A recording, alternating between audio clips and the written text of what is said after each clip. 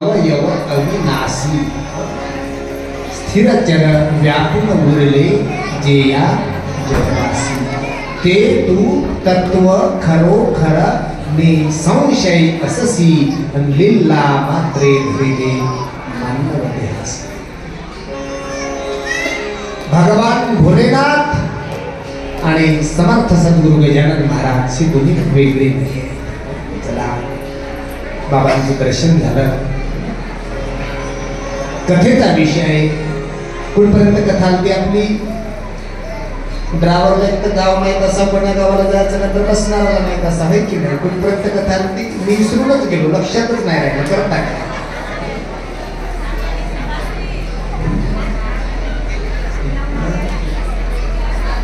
दादा कथा कुठपर्यंत आली?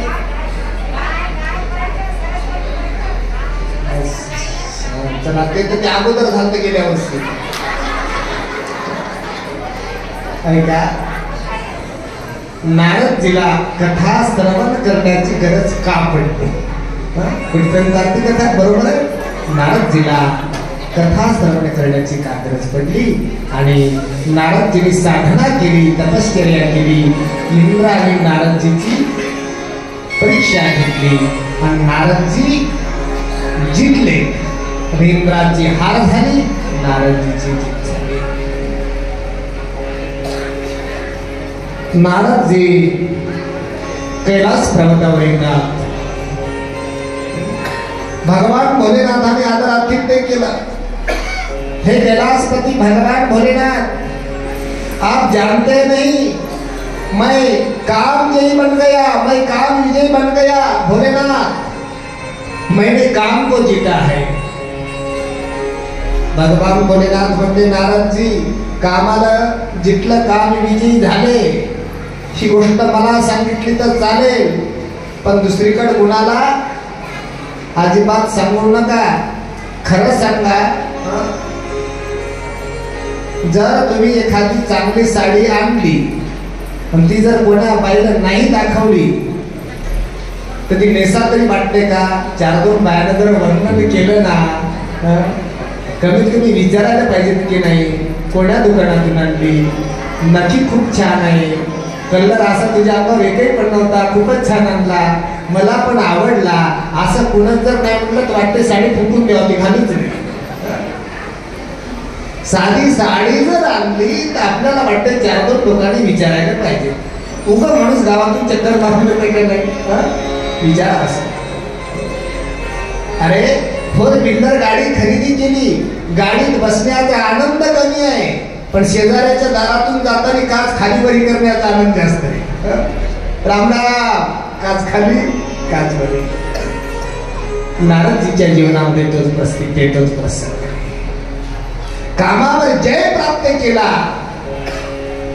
महादेव म्हणले ऐका नारदजी, हात जोडून विनंती आहे, तुम्हाला जर वाटत असेल की मी कामावर विजय प्राप्त केला हे तुम्हाला ऐकण्याची इच्छा जर असेल, एखाद्या वेळेस विलक्षण असेल, सप्ताह असेल, मीटिंग असेल, लग्न असेल, सगळा समाज जिथे एकत्रित येईल त्यावेळेस आम्ही सांगू ना की नारदजींनी कामावर विजय प्राप्त केला। नारद म्हटले तोपर्यंत पोटात भाकर फिरणार का आमच्या?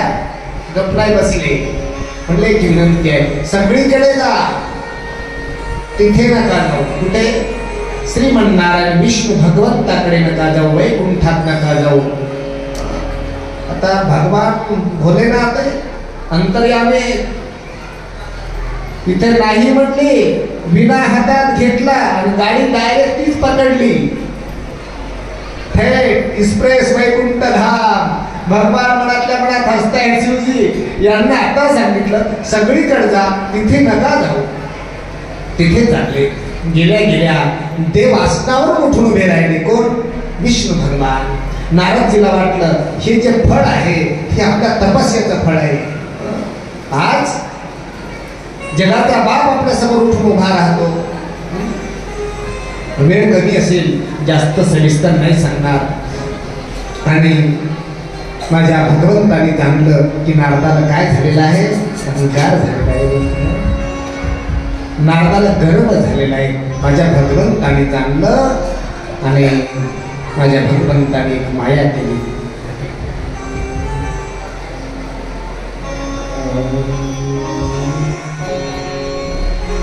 सब जग को रही न जाए, हरि माया जादू करनी। सब जग को रही न जाए, हरि माया जादू करनी. देवाची माया आहे, त्याची कळ माया नाही.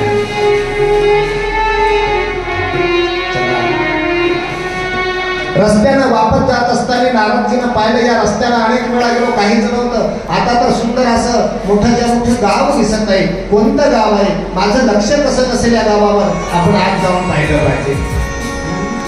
नारदजी आत गेली विना घेऊन. भव्य नगर आहे, सुंदर घर आहे, तिथे एका राजाचं घर आहे. आणि त्या राजाचं नाव आहे शिलानिधी. काय राजाचं नाव शिलानिधी आहे. त्यांची मुलगी आहे, लग्नाला योग्य, विवाह योग्य. तिचं नाव आहे विश्वलोचना. काय नाव आहे? विश्वलोचना. आणि घरी आल्याच्या नंतर पोरीला जवळ बोलवलं, बेटा विश्वलोचना, महाराज आले, नमस्कार कर. महाराज, लग्न करायचं मुलीचं. तिचा हात बघा बरं, तिच्या नशिबात नवरदेव कसा असेल कसा नसेल. ज्याला समजतं त्याला पाहिलं पाहिजे, दाखवपणा नसलेला करू नये. हात पाहता आला तर पाहायला कळला तर सांगावं, विनाकारण भविष्य कळलं तर सांगावं. इकडे त्या गावात गेलो, एक माता म्हणाला, महाराज तुम्हाला जन्मकुंडली कळते का? मी म्हटलं, माता मला थोडं थोडं कळतं, पण लेकराची जर जन्मकुंडलिनी तयार असेल तर ती जन्मकुंडलिनी पाहून मी सांगू शकतो. तर ती म्हणते, बापा बसा ना, मी घेऊन येते म्हणे. म्हातारी म्हणे. घरात गेली, दुपारचा टाईम, ती कुंडली घेऊन आली. तुला सगळं सांगितलं तिचं, तुला 4 पोर आहेत, 4 सून आहे, तुला एवढा माल भेटतो तेवढा माल भेटतो. म्हणजे बापा महाराज तुम्ही तर माय आमच्या कांगरा सगळं डोळ खाली. म्हणजे बापा एवढा भविष्य तुलाच सांगितलं. त्या म्हातारीने माझ्याकडे शिलापत्रिकाच आणून दिली, राशन कार्ड. मला कुठे मिळत होतं त्याच्यावर पण सांगितलं 4 पोर आहेत म्हणलं. म्हणजे महाराज तरी म्हणलं, असं कसं एवढं तिकडे सांगायला नाही. मोठी माय किंवा माझ्याकडे कुंडली नाही आणली, राशन कार्ड घेऊन आली. म्हणलं जन्म कुंडली घरात विसरली. गंमत अशी आहे, पाहता आलं तर कळालं तर सांगितलं. अरे नारदजींनी विजय प्राप्त केला. कुणाच्या भविष्यावर केला? लक्षात ठेवा, भगवंताची कृपा होती. कळेल असं सांगतो. एक मुलगा म्हणाला, कालची घटनाच माहित नाही आमच्या गावात घडलेली. अरे दादा घडली काय? विचारूच नका. अरे सांगणार तर खरी. आखी रेल गेली माझ्या आजोबाच्या अंगावरून. लोक म्हणले, मग हळद सावरून आणायचं काम पडलं असं? नाही नाही, हडबिड काय नाही, कंडक म्हातारा घरी आले एवढी रेल जाऊन. पटलं का तुम्हाला? खरं असेल काय? ते म्हणजे आई शपथ, ओलांडेश्वर महादेवा शपथ गेली म्हणे गाडी आज्याच्या अंगावरून. आज्या घरी आला. आता खरं असेल का? नाही, आजा होता कुठं म्हणे तुला खरं का? खरं का होतं? खरंच आहे. कळलं अवघड आहे. अरे आजा पुला खाला होता, पुला उघडे गेली. तुम्ही उघडे डोक्यात ताण लावून गेले. म्हातारा त्यामुळे एवढी गाडी गेली कशी? म्हातारा वाचलं कसं? तीच परिस्थिती नारदजीच्या जीवनामध्ये आहे. नारदजी भगवंताच्या कृपेच्या किल्ल्यात आहे आणि कामाचा प्रभाव नारदजीवर काय चालणार आहे? नारदजीवर काय चालणार आहे? नारदजींना कळालं नाही. नारदजींना हात हातात घेतला.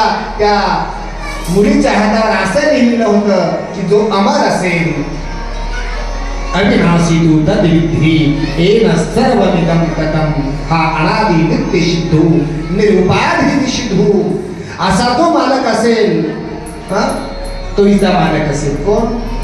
ज्याला मरण नाही, ज्याचा जन्म नाही, ज्याचा मृत्यू नाही, असा हिचा मालक असेल. पण नारदाने केलं उलट. नारद म्हणले, ही ज्याला माळ खालेल त्याला मरण येणार नाही. गेल्याच्या नंतर नारदच्या मनात विषय आला, काय करायचं म्हणजे काय करायचं. ते तपश्चर्या गेली कुठे? पाण्यात. नारदजीच्या मनात आता लग्नाचा विचार आला. लग्न केलेलं पुरलं, पण लग्नाचा विचार पुरला नाही. लग्न केलेलं पुरलं, चला पुरलं ते, पण लग्नाचा विचार पुरला नाही. अनेक घटना आहे. एक बाबा झोपले, महाराज होते संत संन्यासी, वरात पाहिली दिवसभर, सप्ताह नसेल, संध्याकाळी झोपले, बाबाचं स्वप्नात लग्न झालं. स्वप्नात झोपले मारुतीच्या पारावर, 3.5 फुटाच्या मारुतीचं पार उंच, लग्न झालं, स्वप्नातच लेकरू झालं. बाबा म्हटले याला झोपू कुठं घालायचं, स्वप्नात पत्नीला म्हटले पलीकडे सरकणं. ती म्हणे माझं काय एकलीच आहे का, आता मला सरकायला लावता, तुम्ही तर असे सरकानं पलीकड. बाबा पुन्हा पलीकडे सरकले, पुन्हा दुसरं झालं, पुन्हा पलीकडे सरकानं. बाबा 3 फुटाच्या वाट्याहून खाली पडले. लोक म्हणले बाबा लागलं का, म्हणले मला लागू द्या, लेकरं कसे आहेत ते पहा. बाबा म्हणले कुणाचे लेकरं, बाबा म्हणले स्वप्नातला विचार वाईट आहे, लग्न केलेलं पूर्ण विचार वाईट. नारदजीच्या मनात विचाराला लग्न करायला पाहिजे, पण अशा माझ्यासारख्या साधूला, माझ्यासारख्या महात्म्याला, संन्याशाला कोण देणार आहे. देवाकडे गेले आणि देवाला विनंती केली, देवा माझी इच्छा आहे पूर्ण करणार. बोला नारदजी. आता लोक मी बोललो तुम्हाला, आता लोक मागितलं काय. नारदजी मागा तर खरी, जास्त नका बोलू, मागा काय मागायसाठी, मला तुमचं रूप द्या बस. नारदजी विचार केला, देवाचं रूप असल्याशिवाय एवढी सुंदर मुलगी भेटणार नाही. भगवान परमात्मा आहे, नटधारी आहे, लीलाधारी आहे. नारदा, ज्याच्यापासून तुझं हित होईल असं रूप मी तुला देणार आहे. आणि नारदजीला माझ्या भगवंतांनी वानराचं रूप दिलं. कुणाचं रूप दिलं? वानराचं. नारद लग्न मंडपामध्ये येऊन बसले. त्याला वाटलं मागच्या स्टेजवर बसा तर पुरीला अडचण होईल, लांबून किती लांबून चालत ती. पहिल्या साईडला बसलं, आल्या आल्या मुलाला माळ घालणार. मुलीने हातात वर माला घेतली, आली. नारदाला तर माळ घातलीच नाही, ती आखी लाईनच सोडून दिली, जेवढे बसले होते तेवढे. नारद म्हणले तिचे डोळे तपासा लागतात, ऑपरेशनच्या जवळपास आलेले दिसतात. कशामुळं? एवढा सुंदर राजकुमार समोर बसलेला असताना माझ्या समोरून निघून जाते, नक्की हिच्या नजरेत काहीतरी फाल्ट असला पाहिजे. पुन्हा उठले, साईडला बसले. साईडला बसल्याच्या नंतर विश्वमोहिनी गेली. त्या ठिकाणी माझ्या भगवान विष्णू परमात्म्याने राजकुमाराचं रूप घेतलं, गळ्यात वरमाला घातली. दुल्हन ले गए लक्ष्मी निवासा, नवरी घेऊन गेली. बाहेर बसलेले शिवगान हसू लागले. नारद जी, आप महाराज की दामाद बनने लायक नहीं है, आप तो बंदर की दामाद बन सकते हैं नारद जी. कैसे? बंदर की दामाद था, बंदर की. आपका मुंह तो देख लो. कहां से देखेंगे? यहाँ पे तो दर्पण नहीं है, अरसा नहीं है. बोले कुएं में जाकर देख लो कैसा दिखता है आपका मुंह. नारद गेले, पाहतात वानराचं तोंड, असा राग आला, शरीर हालू लागलं, निघाले. रस्त्यात पकडलं देवाला, उभा राहा, भांडायला सुरुवात केली. भांडायचं आलं की मागचं पुढचं सगळं भांडणात निघत असतं. भांडण होऊ नये, निघाल्याच्या नंतर पहिलं निघणार, मागचं निघणार. म्हणजे देवा आतापर्यंत भांडण केलं नाही, पण आज नक्की भांडण करणार. आता तुझं काही झाकून ठेवणार नाही. आतापर्यंत जे नाटकं केले, आतापर्यंत जे काय केलं ते सगळ्या जग जाहीर सांगून टाकणार. म्हणजे तुझ्यासारखा माणूस बदमाश नाही. कुणाला म्हणते? देवाला. काय बदमाशी केली? अरे अरे आताची बदमाशी नाही, तो किती गोपी नाचवल्या,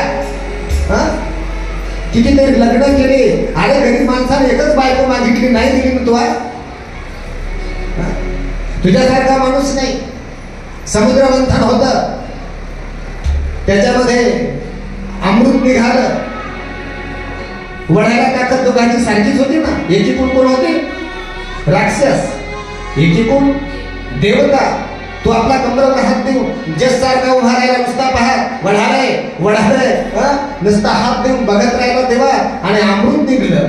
अरे तुझ्यासारखा जर हुशार माणूस असताना तर दोघांनी अर्ध अर्ध केलं असतं किंवा दोघांची कष्ट आहे तिच्यात. राक्षसाने ओढलं, असुराने ओढलं, म्हटले असता अर्ध तुम्ही प्या अर्ध आम्ही पिऊ. तू बैमानी केली, तुझ्यासारखा माणूस नाही देवा. अरे तू अमृत देवताला पाजलं, राक्षसाला दारू पाजलं. असा तू माणूस आहेस. तुझं आतापर्यंत झाकून ठेवलं, आता नाही झाकून ठेवणार. अरे त्या समुद्र मंथनामध्ये विष निघालं. तू काय मेला होतास का तेव्हा? तिथेच उभा होतास. एखादा घोट घेतला असता जीव जात होता का? ह्या म्हाताऱ्याला बोलवलं, भोळे बाबा शंकर. विष त्याच्या हवाली केलं, तिकडे तडफडून मेला तर भरून नाही भगवान भोलेनाथ. त्या बिचाऱ्यानं त्याला कळालं नाही, त्याने विष ग्रहण केलं आणि समुद्रातून लक्ष्मी निघाली तर आपण लग्न करण्यासाठी तयार झाला. अरे तुझ्यासारखा माणूस नाही, बदमाश माणूस नाही. जा, मी तुला शाप देतो. मी जसा पत्नीच्या विरोधात तरफडलो तसा एक दिवस पत्नी पत्नी करशील तर तुझ्या पत्नीची तुला भेट होणार नाही. हा माझा तुला शाप आहे. असा नारदचा शाप आहे. आणि असा नारदजीने शाप दिला. इंद्र कळली भेगे चंद्र झाला काळा. इंद्र कळली भेगे चंद्र झाला काळा. इंद्र कळली भेगे चंद्र झाला काळा. इंद्र कळली भेगे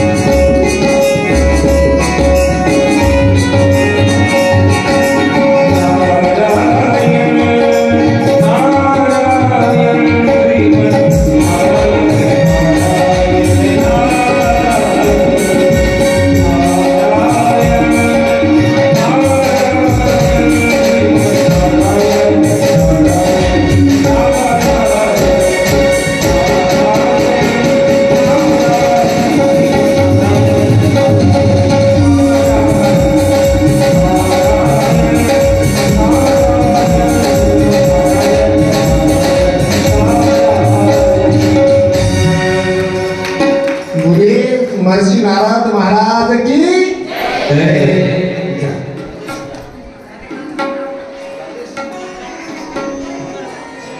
या ठिकाणी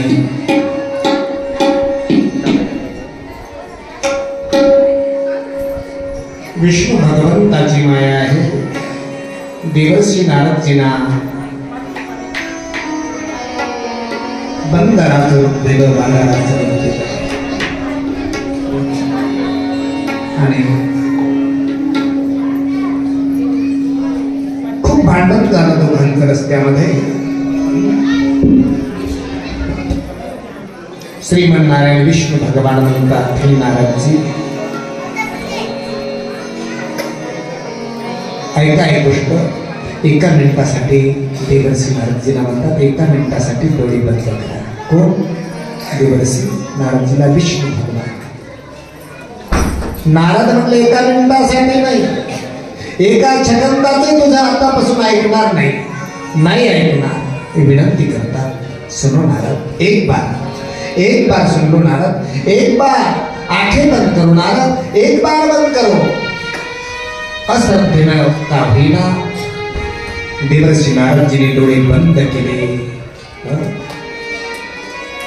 नगर नाही, विश्वलोचना नाही, शिलानिधी नावाचा राजा नाही, हातात विना आहे आणि भगवंताच्या समोर नारद उभे आहे. देवा, कळत न कळत माझ्याकडून अपराध झाला प्रभू. संगात संजायते कामः, कामात् क्रोधो विजायते, क्रोधात् स्मृति सम्मोहात्, सम्मोहात् स्मृति विभ्रमः. रागाच्या भरात माझ्या बुद्धीवरचं नियंत्रण सुटलं प्रभू. मी आपल्याला शाप दिलाय भगवान, मला क्षमा. त्यावेळेस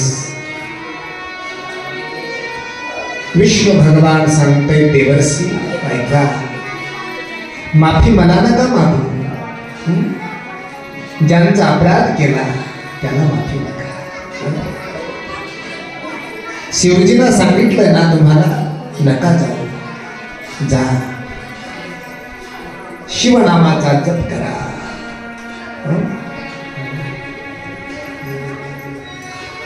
शिवद्रोही मम दास कहावा, सोनर मोहिना सपने उभावा. देवर्षी वाक्य कोणाचे? श्री विष्णू भगवंताचं वाक्य आहे. शिवद्रोही मम दास कहावा. जर कोणी गळ्यामध्ये तुळशीची माला धारण करत असेल, कंपाळावर चंदन धारण करत असेल, तुळशीची माला जपत असेल, माझ्या भगवान शिवजीचा जर द्वेष करत असेल, तर स्वप्नात सुद्धा तो पुरुष मला प्रिय होऊ शकत नाही. शंकरा विमुखा भगते चाहा रे, शंकरा विमुखा भगते चाहा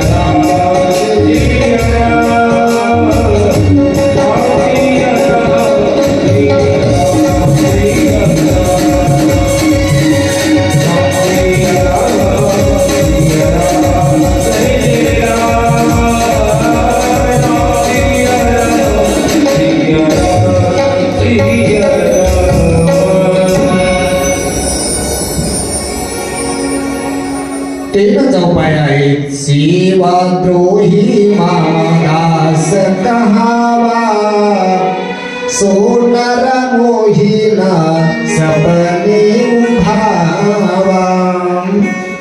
शंकर विमुखा भगतीच्या मोरी, सोनर मूढ मती घोरी. भगवान शिवजीला सोडून तू माझी भक्ती करत असेल, तो मूढ बुद्धीचा आहे असे भगवान विष्णू म्हणतात.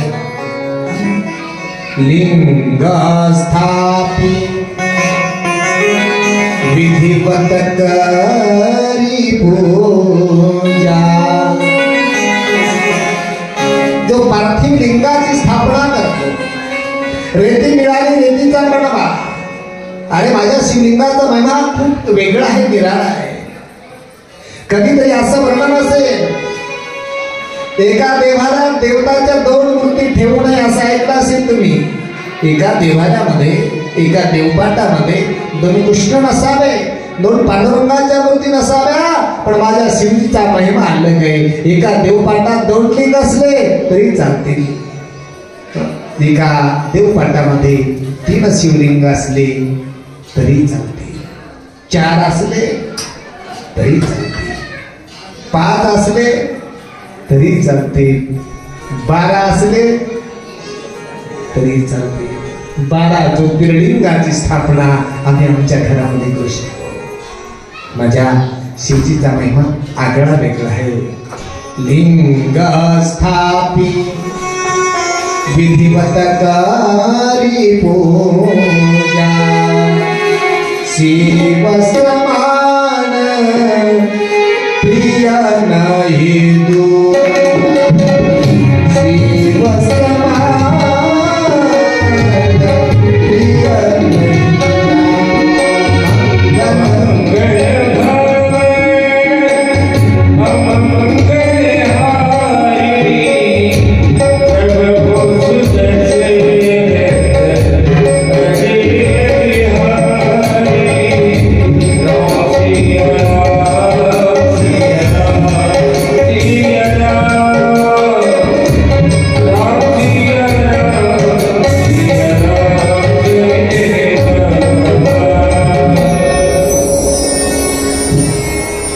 शंकरजीचा प्रिय असेल आणि माझा द्रोह करत असेल, कोणी शिवजीचा द्रोह करत असेल आणि माझा दास असेल असा दंभ करत असेल, ते नरघोर नरकामध्ये निवास करत असतात.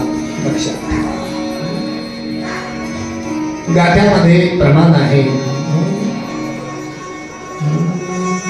शिव तोची विष्णू, विष्णू तोची शिव, पाहता तो देव तुझा नाही. उजवे वाम भाग तुका म्हणे एकची अंग. डावा हात आणि उजवा हात, इमानदारी सांगा तुम्हाला कोणत्या हाताची जास्त माया आहे, ते प्रेम असत? डाव्याचं वाटते की उजव्याचं? हा, उजवा. डावा तोडू का? 2 प्रत्येक डाव्या हाताला असं हे चुकीचं की नाही का? उजवा आवडतो, डावा आवडतो, डावा डोळा आवडतो, उजवा आवडतो. एका गावामध्ये गंमत झाली. 2 पत्न्या असूनही नाईलाज असतं 2 पत्न्या केल्या. दोघीचे सतत भांडणं व्हायचे. तिला पाय दाबायला लावता, तिला डोकं जोडायला लावता. माझं काम, मला का दाबता येत नाहीत का? ते म्हणते भांडणं नका करू. उजवा पाय, उजवा हात, अर्ध उजवं डोकं, त्याची व्यवस्था तू करायची. डावा पाय, डावा हात, डाव्या बाजूचं डोकं तू व्यवस्था करायची. एक दिवस उजव्या हातावाली माहेराला गेली, उजव्याकडचाच पाय दुखू लागला. तो म्हणला ऐकतीस का? म्हणला काय? तिच्या पायाला दाबते का जरा? असं कोणतीचा पाय? पायाचाच, पण तिच्या वाट्याला गेलेला आहे ना, तिच्या वाट्याला उजवाला. ती म्हणली तिचा उजवा. ती मेली गावाला, तिचं मड तिकडं माहेरात घातलं. विचार करा, नवरा कुणाचा आहे? ती म्हणते तिचा पाय तर अजिबात दाबणार नाही, तिच्या पायाची तुम्ही सोयच लावते म्हटले. आता तिनं कांडू काढलं, दाबणं सोडलं, अर्ध ठोकणं सुरू केलं. उजवा पाय कामातून घातला. यानं फोन लावला, हॅलो जेवत असतील तर हात घ्यायला ये, वाजत नाही. झालं काय? तुझ्या पायाला मारलं तिनं. ती म्हणते तिनं माझ्या पायाला, थांबा कांडू घेऊन आले. तिच्या पायाची सोयच लावते. तिचा कोणता आहे? एकीनं उजवा हाणला, ती तिकून आली. आता आमच्याकडे पुळक्याची म्हणतात महिन्याची. ती आली कांडून घेऊन, तिनं डावा हाणला. विचार करा, नवरा मेला कुणाचा? दोघीचा गेला. उदरे महाभाग तुका म्हणे एकच अंग, डाव आणि उजवं भेद नाही, शरीर जसं एक आहे तसे माझे विष्णू भगवान आणि माझे शिव भगवान हे अलग नाही, तर दोन्ही मात्र एकच आहे.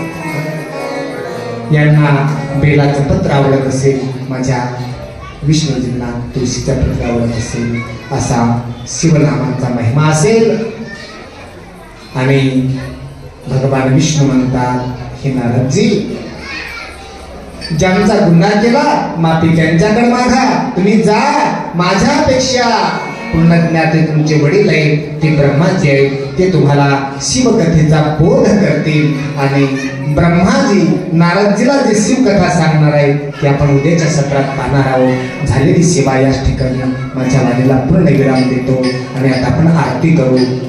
पदे हर हर महादेव, भगवान भोलेनाथ की जय.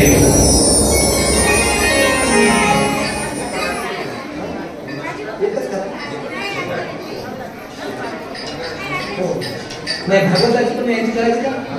हा तर लागलं तरी भागवताची का? तोपर्यंत भजन म्हणा, तोपर्यंत भजन म्हणा.